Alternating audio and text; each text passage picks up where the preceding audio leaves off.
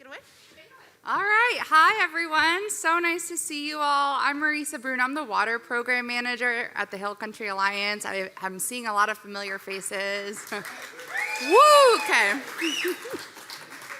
I'm so excited about this panel, and I'm so excited I get to just introduce it and not moderate it this year. Thank you, Tara. So, as many of you know, even though we got a lot of rain this summer, and even though the U.S. Drought Monitor is showing this eroding bullseye, we are still in a severe hydrological drought in the region. And if you have any doubt, find Ben Eldridge or Charlie Flatten, and they will share their woes with you. And of course, we're still growing like crazy, and what that means is that the drought and the growth together is that we're gonna have to think creatively about what the future of our water supplies look like, and you all know that. And we think that buildings are a big part of that solution, and that's really what this whole panel is about. And we could not have a better moderator to talk about this specific topic. Tara Bushnoe is the general manager at the Upper Guadalupe River Authority. She's a water expert. She is a promoter of low-impact development and One Water. She's also a wonderful human, and I'm so excited that she gets to moderate this today. And I'll let her introduce our also awesome panelists, so please join me in welcoming them. Wonderful. Thank you, Marisa. Well, good afternoon, everyone. I'm excited to present this panel, and I hope that you enjoy the diverse perspective of the group. And we're only going to scratch the surface of this topic of innovative water technologies and building designs. So we hope to relay successes and opportunities, but see these folks as a resource and continue the conversation with them either later today or in the future. And before I introduce the panel, I'm going to admit my blatant bias for Kerr County because UGRA's jurisdiction is only Kerr County. And since our panel is from other parts of the Hill Country, I'm going to just start off by bragging on my community a bit and our successful water stories. So the Hill Country Youth Event Center was built in 2012, and it's widely used in the community for livestock shows and special events, educational events, and fundraisers. And the project's architect encouraged the county commissioners from the onset to include water conservation technologies in the building design, and he was met with enthusiasm. So the result is a dual-plumbed building that collects rainwater and condensate. So it has 86,000 square feet of roof surface, and those drain to 2 tanks totaling 120,000 gallons. And the water's used to flush all the toilets in the facility, as well as used for the animals during the livestock show through the outside hose bibs. And then the Peterson Regional Medical Center is our hospital in Kerrville, and their use of condensate was really employed out of necessity because the city of Kerrville does not allow condensate to go into the sanitary sewer system.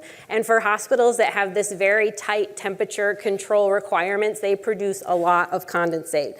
And it was also a desire of the CEO and the board at the time to be good stewards of water resources. So those 3 tanks capture a total of 90,000 gallons of condensate from 15 enormous air handling units. And during hot weather, it is just a steady stream of water that is pumped into those tanks. And they use it for irrigation at the facility, which is an important part of keeping the green space healthy as part of the healing design of the hospital.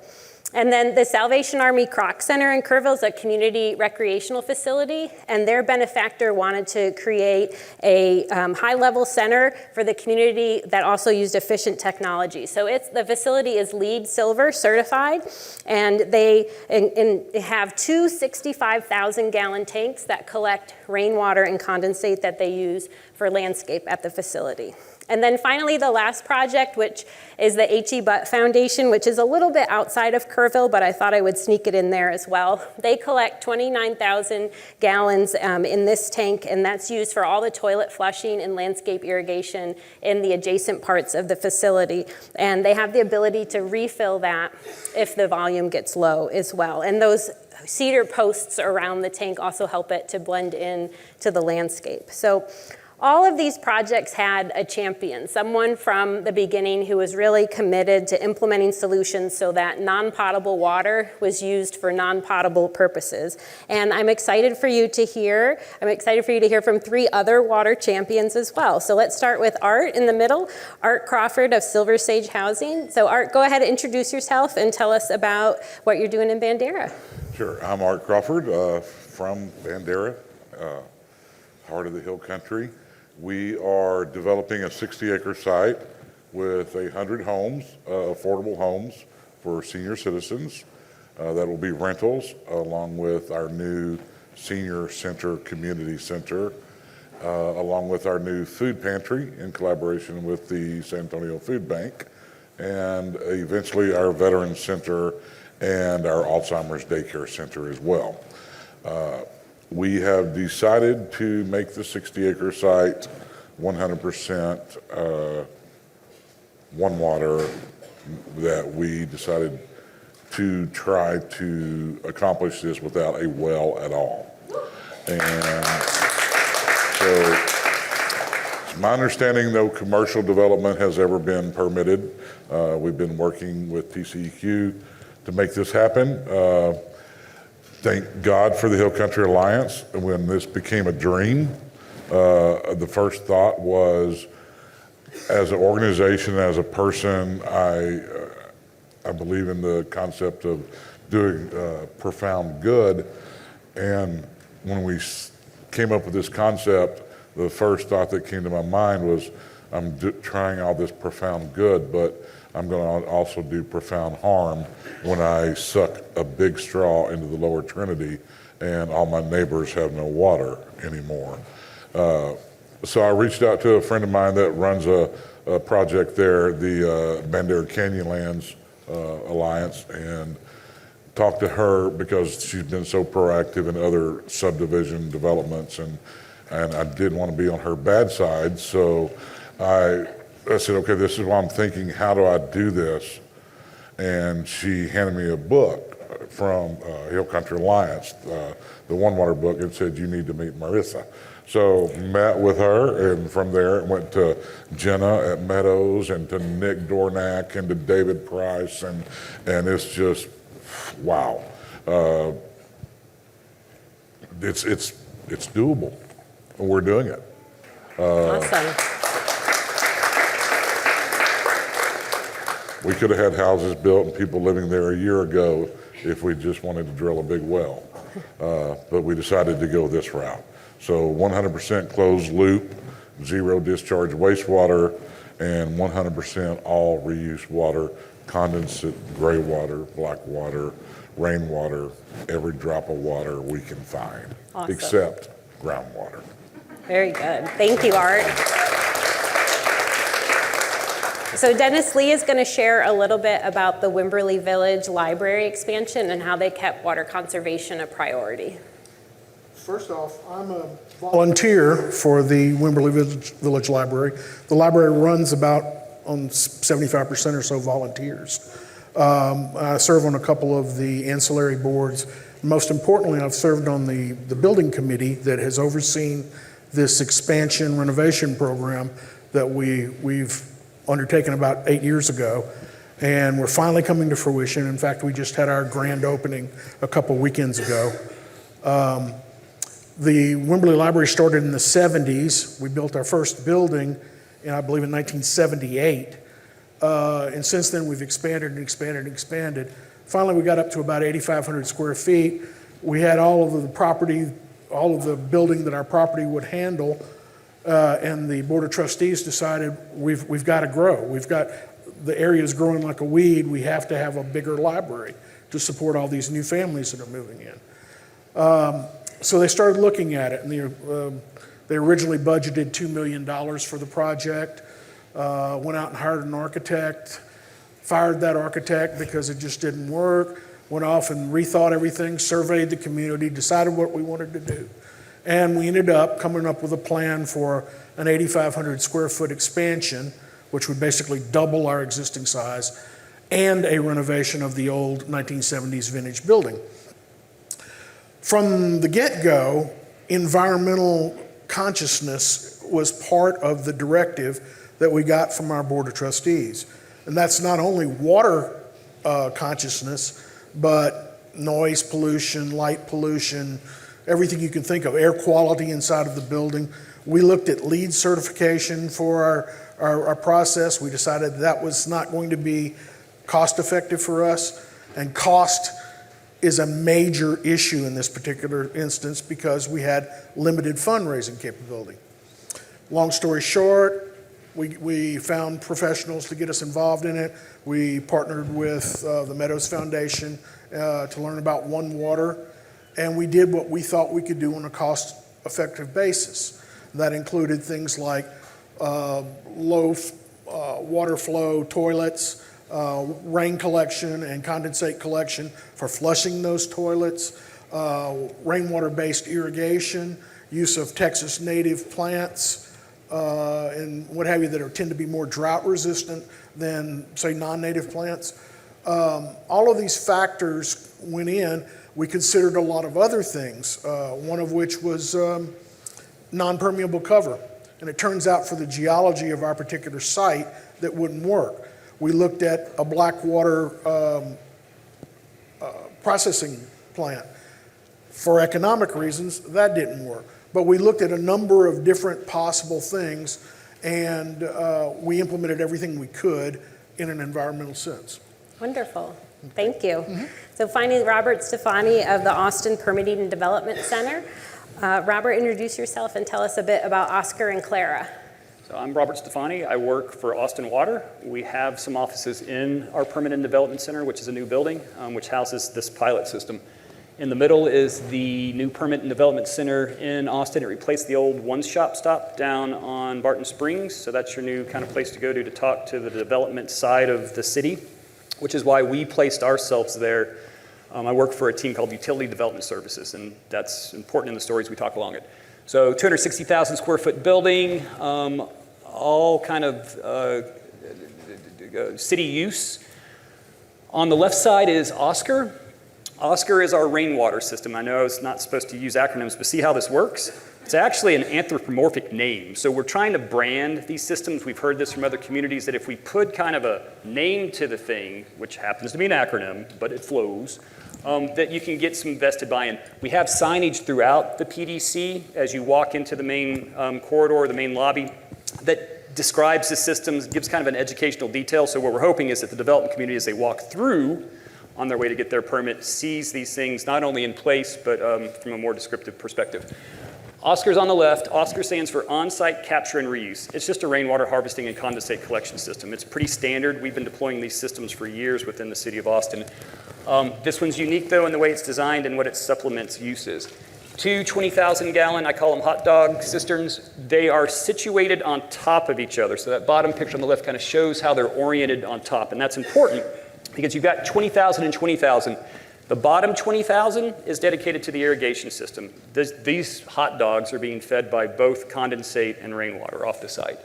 The top 20,000 gallon cisterns is kind of the overflow, but as water migrates up that way, it is then used as the makeup supply to our next anthropomorphic character, which is Clara. Clara is on the right side. Clara is just a black water system. Well, it's not just. It is a black water recovery system. A package plant at a certain level. But it is the newer generations of these things. The cycle has gone through what were called living machines that you saw deployed at the kind of first generation of these on-site systems, really trying to mimic the natural system as best as you can through kind of tideland behavior. They work really well, low energy use, but they're big. The cleaning basins for those systems are quite large and take a big space. What we're seeing now is kind of the second generation of system, which is what we've deployed, which is what I call a hybrid. It's got an MBR in it, so it does have a kind of advanced, but standardized advanced treatment system. But it's complemented by the hydroponic chamber. So there is an aerobic digestion that occurs with this too. So it's a blend of both the natural system and a traditional kind of MBR-based system. The Clara source water, the Clara water goes in for toilet flushing. So on the site, you're displacing the site irrigation and the site toilet flushing. That together is resulting in around 80% offset for the site itself, which is around 1 million gallons a year or so. We call this a pilot project, but really for me, the pilot and the demonstration component of it is the black water side. Again, we've got a lot of the rainwater systems deployed. The black water systems are few and far between, but the difference in scale of savings is pretty considerable. On a traditional rainwater condensate system, at least in the commercial multifamily sector, you're going to see 30 to 50% offset if you're lucky. Really cooling irrigation will drive your water demand. You don't even get inside till you take those two in account. As you will know, water balances are fun, aren't they, when you have a closed loop. You got to get inside the building. You got to get to the toilet flushing. You've got to get as much of that cooling off. And that's where that extra, we get rain, and we get a good amount of rain, 30 inches or so. You have to change the sizing paradigms on these. You need bigger tanks, more freeboard so that you can capture these influence that we're getting. We don't get steady rain anymore. You get these big bombs. If you're smart, you can invest a little more, make bigger tanks, and then use the tank as a balance. On the bottom, that's our driver. And I think it's important to talk about drivers as we talk about these systems because we're all going to be different. I love the map over there. Although we're all in the hill country, we've all got the same thing. The map shows the strategy for the city of Austin, how although you're going to increase the size, you're going to have larger demand. You squeeze through two sides of that demand. You squeeze it from demand reduction through aggressive strategies and the deployment of these types of systems, which gets you to that balance at the end. Wonderful. Did you tell us what CLARA stands for? Oh, well, it's an acronym. It's a closed loop advanced recovery assembly, black water system. Wonderful. Thank you. So before we get started, I'll just give you a reminder. I'm going to have a very subtle signal like this. Oh, that was subtle. If we're spending a little bit too much time on any one question. So we'll get started to the fun stuff. So Dennis, you're up first. It sounds like your board had a passion to include water and energy efficient technologies in the expansion, but what did you hear from the larger community? Well, part of our whole process in deciding what we were going to do was to go out and poll our community.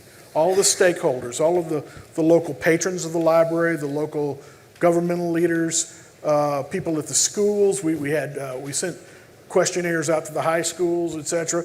You know, what is important to you? And no, we can't put in a skate park. You know, we'd love to do that, but we can't do that. But we can consider that they were interested in water conservation as one of the top topics that came up over and over again. And water conservation and the idea of reducing our electrical consumption, all of that went into the design process that we then employed when we actually built the building. Wonderful. Mm-hmm. Okay, Art, we're going to kind of keep on that theme of community reaction. So as development expands throughout the hill country into our rural areas, people are becoming increasingly vocal about opposition to subdivisions that rely on groundwater. So tell us a little bit about Bandera's initial reaction to your plan. The reaction so far has been very positive. We have a few close neighbors. Their main concern, we kind of jumped the gun on the actual water usage. What we were a little behind on was the stormwater runoff because we do have a little dry creek through our property, little section of a little floodplain, and so our neighbors are concerned on both sides about what are we going to build that's going to back up onto their property or what are we going to do that's going to flood onto their property. So we're developing with our team some stormwater usage to help also offset our water usage. And we're not developing up anywhere close into that area. We're going to turn that whole front 7 acres into a conservation easement and bird watching area and not touch it at all. Wonderful. So whatever happens to the neighbors would have happened whether we were there or not. And did you consider at first to use groundwater? Was that part of your initial plan? Our initial plan was never to use groundwater. Okay, good. We talked to the city of Bandera. We're about a mile away, and we talked to them about the possibility of them running lines out to us. It just never really went anywhere. And so then we started the possibility of rainwater harvesting plus a well as backup. And then just the more we've gotten into it, the more we've decided that we can make it happen without a well. Wonderful. The numbers are there. So Robert, even when your project does have a champion, it can still be difficult to build sustainably because our regulatory and permitting process isn't designed for these different strategies. So how has the Austin's Water Forward plan really helped to streamline that and foster more sustainable water projects? So one of the components of the Water Forward plan, which is our long-range planning exercise that Austin Water went through, it's a 100-year plan, which is not traditional in a water utility. They tend to be shorter, so it allowed us to have different strategies in there. The plan required us to mandate the reuse. So the story I didn't tell you about this system is, although ours wasn't, but currently in the city of Austin, all large projects 250,000 square foot or larger in the commercial and multifamily space are required to install these types of systems. Not the Blackwater system, but the other ones, the easier ones. And so from a regulatory perspective, we have moved from a voluntary frame into a mandatory frame within the city of Austin. And again, I think regulatory is different depending on who you talk to. Somebody look at it from a code perspective, somebody look at it from an allowance perspective. For me, it's kind of a combination of both. We had authority to do what we've done from the plan from a mandate perspective, and we've supplemented that mandate with additional regulation, which some people will call it, that's more regulation. The additional regulation that was put on place in the sense of the regulatory environment and the mandating ordinance allows consistency. So in one sense, before all of these rules, you could do these types of systems, but they were all one-offs, and the chances of you get it through in our permitting process was zero. Now, although there is a set of rules that didn't exist before, what that allows for is consistency. And so now it's repeatable and replicable, which is important now that these are mandated. In addition to being mandated, we also realized the financial burden on the development community.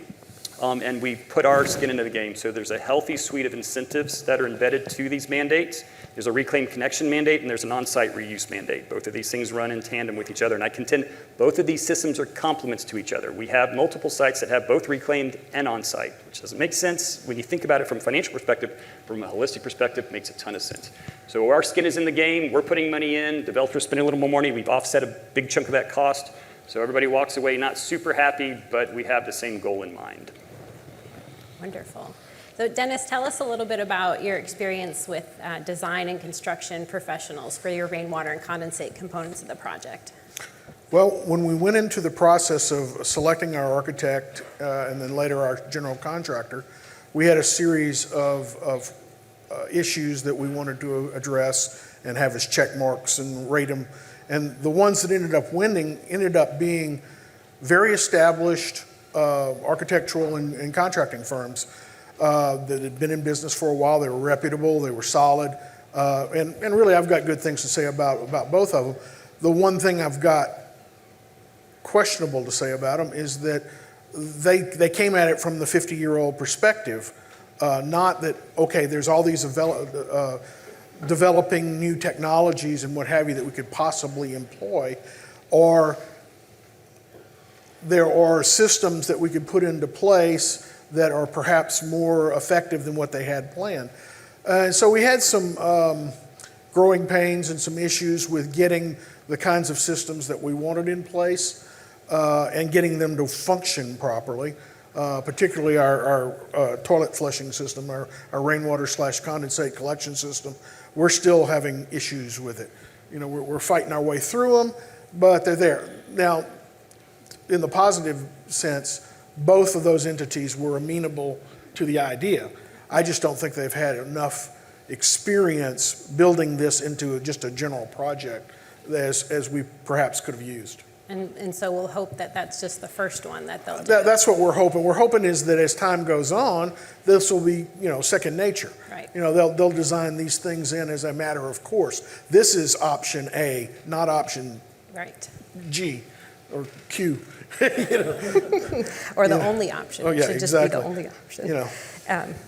So Robert, what's the city of Austin doing to kind of meet that challenge of finding the design and construction professionals that look at these water efficient technologies as the first option? And then also, how do we find operations and maintenance people to help build our green workforce?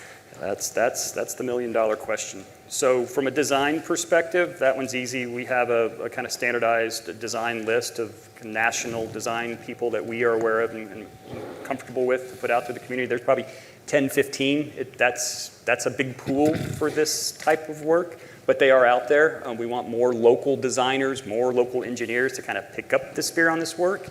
And we're starting to see a couple come online, but right now it's mostly a national, international kind of exercise.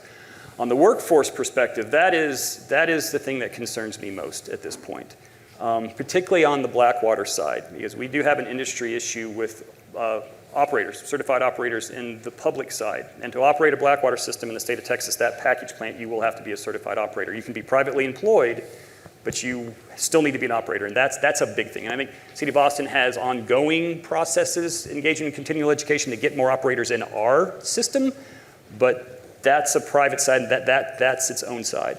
On the other softer, easier water sides, we are engaged with national partners to create a training and certification process and program for these types of systems, including the Blackwater systems, but it won't supplement the need for the operator license, but will give us some legway into these other systems. We're in the process of designing a localized training manual now, which we'll share with our national partners, and that will lead to a certification program that's administered by a national partner that will allow to have a certification based on the training to operate these systems. Within the City of Austin, in our regulatory environment, you are required to have this certification, although there's a caveat. In lieu of its existence, we have another alternate. But we're looking for those types of operators to be put in place. And we'll use the City of Austin to, again, do green workforce development on the back of our localized training manual, but it's something that has to be addressed because the people aren't there to do them. Although, interestingly, I think they are. They just don't know they are. Your plumbers, your OSSFs. I have a septic system at my, the guy was just out last week. I'm like, these guys are here. They just don't know they're here. Yeah. So some of this will be training on anew, but I think some of this may be just exposure and retraining to some of the current existing staff that's out there. And there's natural, jumps too. We have several plumbers in Kerrville who have really gotten to be experts at doing rainwater harvesting systems because they've seen, and gutter companies as well. And so they see that as a need, and they're like, I can do that. It's easy. Gray water's fascinating. I don't know a plumber that will touch gray water. And although I'm not a plumber, I still can't, I don't understand the difference. Yeah. It's a distribution pipe, just one's one color or the other. I mean, it's same glue, same gray, but they won't touch them. And I think at a point, because of the regulatory environment was so uncertain, there is a thought within the city that you can't do these things, even though explicitly you can. So our funding, is certainly a challenge with every project, but it seems that anything that isn't builder's basic and that's a little bit out of the norm is going to have an automatic, multiplier on the cost. So how have you managed cost of the zero discharge and rainwater harvesting systems? Well, we're in process of that. So good luck with that. As you said, it is difficult. The whole concept of the property, the Hill Country Resource Center, makes it a little bit unique. Building the 100 houses, that's fairly easy to fund. Building the new senior center is fairly easy to fund. Building the new food bank is fairly easy to fund. Pipes underground and wastewater treatment plants, not so easy. But that's where you collaborate with a lot of other people, and you build a team with people like Nick Dornack and Ted Davidson and David Price who have done this and know the people, and Marissa, who knows to put me in touch with Jenna, who ended up putting me in touch with Christine at Texas State University. So we're already working at the resource center is already working with the EPA on like a $700,000 grant, but we're partnered with Texas State University right now, where in combination with collaboration with them, we're applying for a $20 million EPA grant, which will cover just about all of the water and wastewater except for the tanks. And you have two 20,000 gallon tanks. We're looking at 1,400,000 gallon tanks. We need to have 1.4 million of storage on site, but hopefully we can find other people who will buy the tanks for us, because you can sell that concept and put a name on the side of a tank. It's kind of hard to put a company's name on a grinder that's underground. It's, so those aspects of it will go outside and look for individuals. So it's talking to people and telling the story, and it's not just telling the story that this is what we're doing in Bandera. The reason this is called the Hill Country Resource Center is because as an organization, we are a resource center for the elderly, for food and for Meals on Wheels and for social services and for transportation and for veteran services and for so many things. But the concept is that this become a resource center for Texas, for the world even, to come and see an entire housing and commercial development that is 100% rainwater and closed loop wastewater. that they can, and that's why we feel confident with it, with working with the EPA, because we want this to be a demonstration project that not only can our Hill Country seniors come and have resources, but builders, developers, anybody who wants to build a house with a little rainwater catchment system can also come, and it can be a resource for them. So when they hand out the little One Water book, which is fabulous and which is what started this whole thing, and when you see the video of Wimberley, or when you go to Shield Ranch and you see all these little aspects, you see this piece of it here, this piece of it here, this piece of it there, but this, as Nick and I were talking the other day, we want this to be the wow factor. We want this to be, oh shit, it can all be done in one place at one time. It can happen. And so that's what the resource part is all about.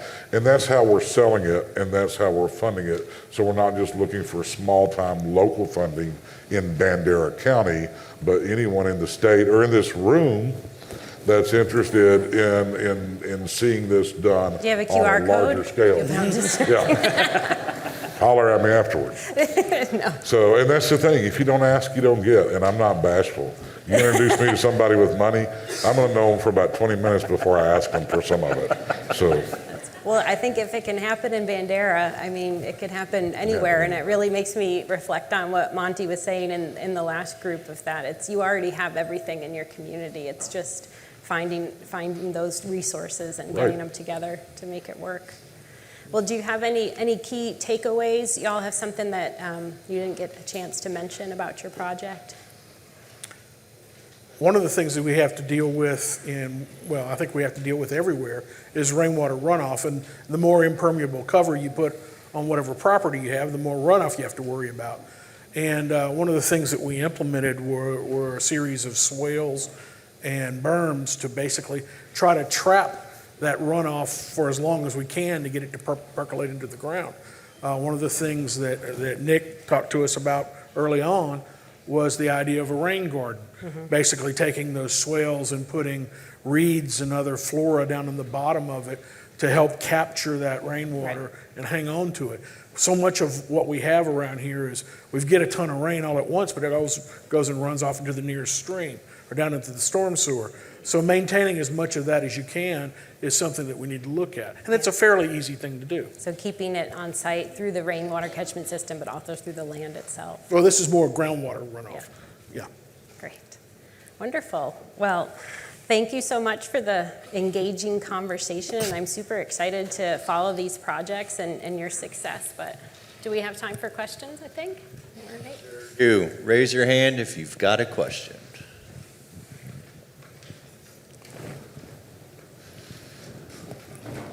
Oh. All right. Yeah, hey, very fascinating. Thank you. Justin Rhodes with Texas Parks and Wildlife. We look to develop new state parks. We're having these same conversations, and I'm curious if any of you have calculated the numbers on the size of a building.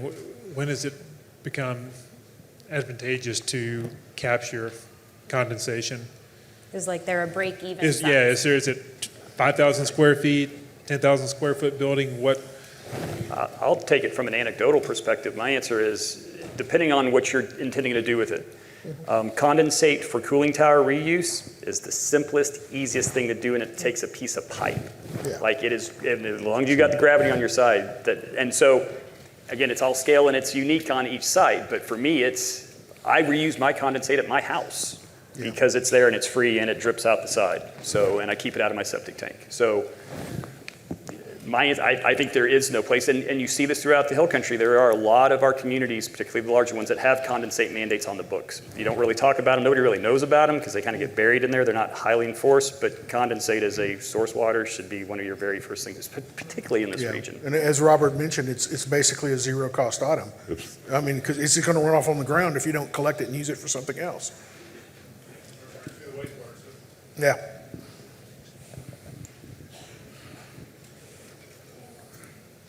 Yes, up front. Okay, so black water means that y'all are recycling your toilet water. And I don't know of many projects out there that are doing that. And so I'm curious to know if you do know of other on-site black water recycling projects and what it would take for that to become more commonplace in a non-potable way. Twofold. The two that I'm aware of are both locally in Austin. There's a large burnt orange university that's on campus or in the city, and there's also a large fruit manufacturing company that doesn't manufacture fruit, if that makes sense. So one's doing a big campus application up to the north side of us. We're under NDA, so I can't say exactly names, but one's up north, and it's big, and it's a campus scale. And then the other institution is obviously in the central area. They're both doing large-scale versions of what Clara was. So they're doing on-site black water, but what we call it district scale, and intending to take that water then through their campuses for reuse. These systems are so large, and they are looking at so much demand out of these systems that they're introducing the concepts of sewer mining, which to me is the most fascinating thing in the world. So what sewer mining is where you're actually extracting water from the wastewater stream before it hits the treatment plant, and then running it through your on-site plant to generate more water. And what that shows is how the water balances don't quite match up. Your water balances, if you look at them from a total perspective, your wastewater demand is a function or a fraction of that. So your total demand on your site is not equal to your wastewater stream. It's about half. So if you want to do a whole bunch of stuff with your wastewater, but you've got a minimal amount of, you've got half coming in, you've got to supplement it with something else. Their strategy is what's called sewer mining, which is where they're going to pull it from our stream.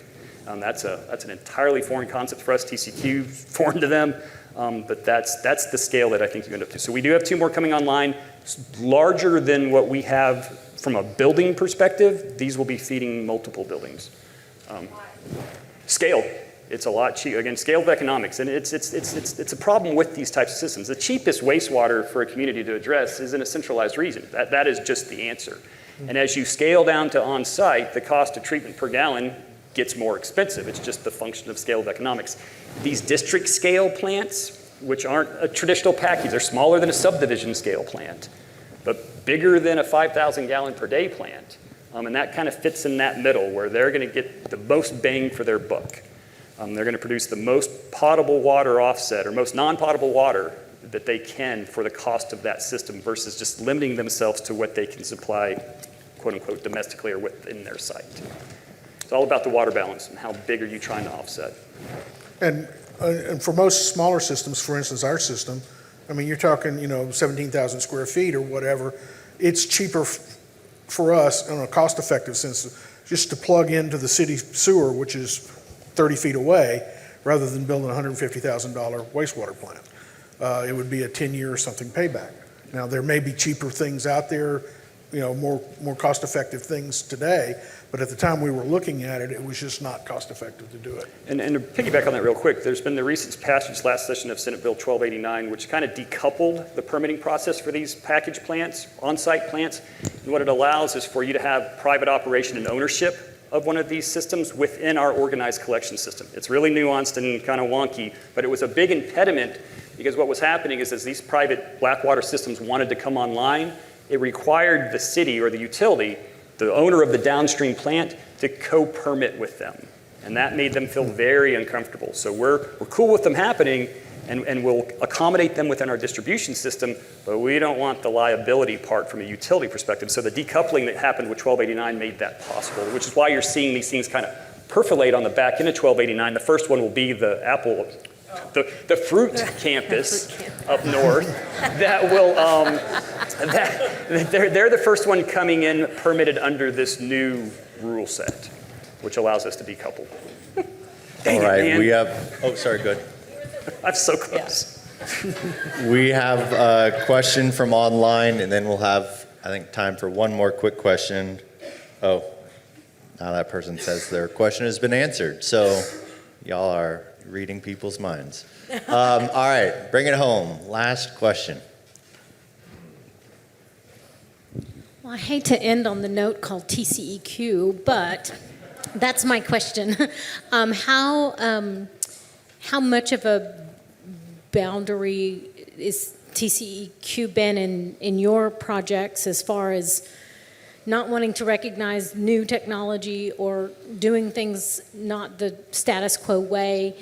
Are they How preventative are they, and are they getting better? I guess is kind of a two-sided question. As a lifetime resident of this state from Central Texas, I mean, I'm going to temper that question. I will give TCEQ credit. We got our system permitted. So the PDC system was permitted. It was a bear, quite frankly, but it was permitted, right? And so the administrative functions that they have, or the pathways they have for these one-offs, they exist. They just take a really long time, and there is a certain amount of uncertainty with that, which is why I think the decoupling becomes really important. And so SB 1289 is going to put framework around these systems such that they don't become one-off in TCEQ. Again, and that's the question on the regulation. Is additional regulation additional burdens? And I think quantitatively, yes, you just added more rules to a book. But what it does in my mind is it provides clarity and consistency. It allows these things to now get checked off the permit checkbox thing, which before, when it came through, the guy would just look at it, and his MO typically would be, if I don't do anything with this, it'll go away. Oh. And then they would go away. So I think that TCEQ's been good to work with, and 1289 will result in a different environment for those blackwater systems moving forward. From my perspective, we haven't really got that far in depth into it yet, but by visiting with our team and our engineers, it seems like TCEQ is very receptive to all of these new ideas. It's just they may not have a method to permit it yet. There may not be any, but what we're doing in our development, every aspect of what we're doing has been done. It's just never all been done in one Together. place on a large scale or a medium scale commercial development. So, I mean, they've permitted everything that we're looking at doing somewhere else. So hopefully by putting it all in one big package, and I'm sure it's going to be several different permit packages. We were just talking about that Tuesday, but why wouldn't they? Why? Because if they don't, they're not going to have a job because there's not going to be freaking wells for them to permit 20 years from now. So they better start permitting these new thoughts because there's not going to be any water left to permit if we don't start going this direction. And from our perspective, we haven't had to deal with TCEQ. We're not doing any black water work or anything like that, so it's irrelevant to us. Great. Well, thank you all so much.